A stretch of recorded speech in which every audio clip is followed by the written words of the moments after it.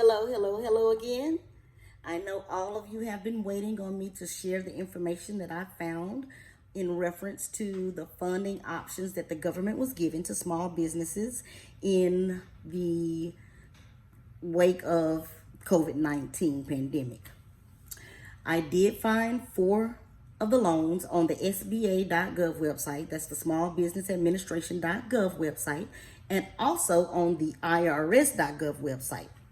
One of the loans is called the PPP, which is the Payroll Protection Program.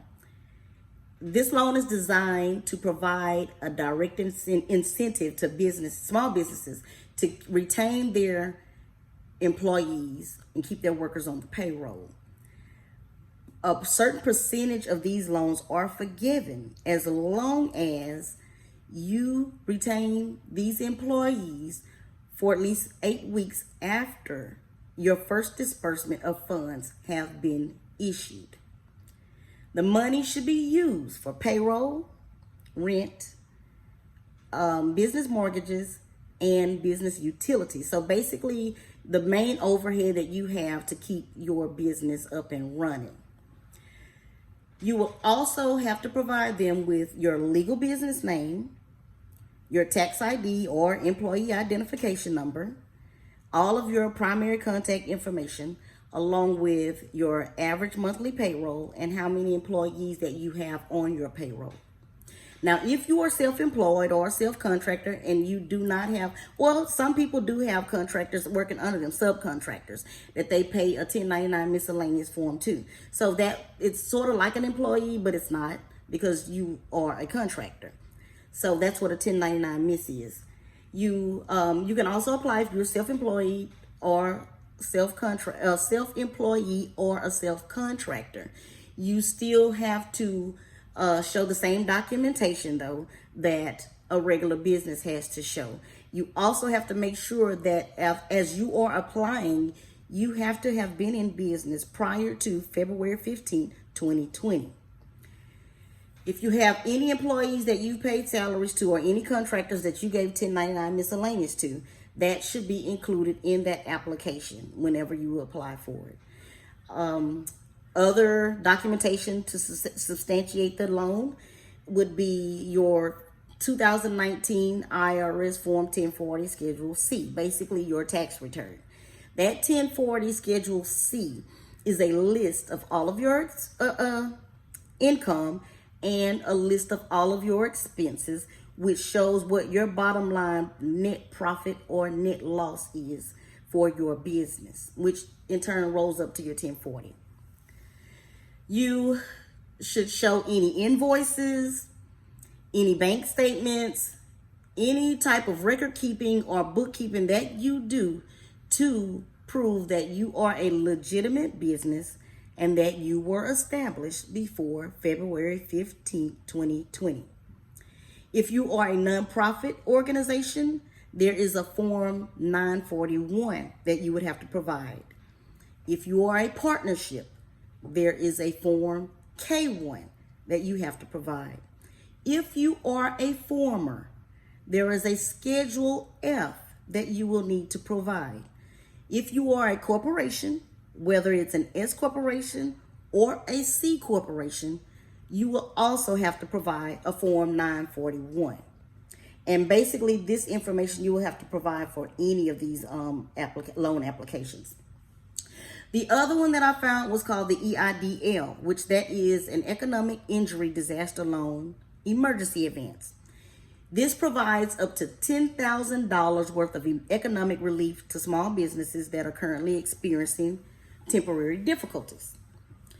This loan advance does not have to be repaid. Yes, I said it. It does not have to be repaid. So it's almost like a grant, I guess you could say. But when they first rolled this loan out, the funds went very, very quickly. Of course, because everyone was trying to apply for the non-payable loan, basically. So they had to halt the applications. Now they have began to accept new applications, but on a limited basis to provide relief to the U.S. agricultural businesses. So there is a stipulation on this loan now. The new eligibility is made as a result of the latest round of funds that were previously appropriated by Congress. So now they are encouraging all agricultural businesses with 500 or fewer employees who are wishing to apply to begin preparing their financials for the application of this loan. And usually these businesses fall under the production of food, fiber, ranching, the raising of livestock, aquaculture, and other farming and agricultural related industries.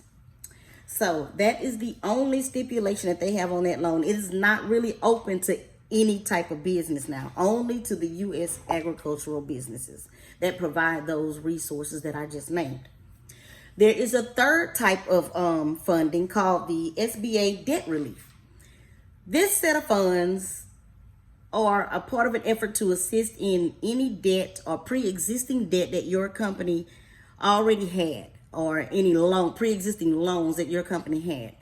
The SBA will pay 6 months of principal, interest, and any fees that are associated that the borrower owes for current microloans in regular servicing status or that were dispersed prior to September 27th, 2020. It is not a relief for any of the PPP or the EIDL loans. So if you receive one of those loans already, you cannot use the SBA debt relief in order to pay off those loans. The fourth one is called the Express Bridge Loan. This loan is exactly what it says. It's a bridge loan. It can be advanced to you while you are waiting for your approval for the EIDL loan. So if you already have an active business relationship with one of the SBA lenders, then you can access or tap in up to $25,000 very quickly, $25,000 worth of fund very quickly to overcome your temporary loss of revenue. So, but again, this is mainly used to bridge the gap while you're applying for the EIDL loan, which that's why it's called a bridge loan. So I have a copy of the application for the PPP loan, and I also have a list of the lenders who are working hand in hand with the SBA, the Small Business Administration. The list is about 500 pages long, literally.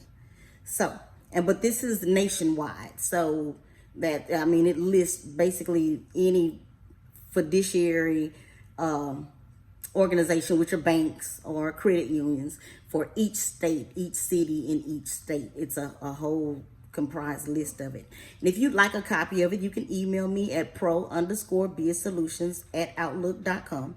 That's pro_bizsolutions@outlook.com.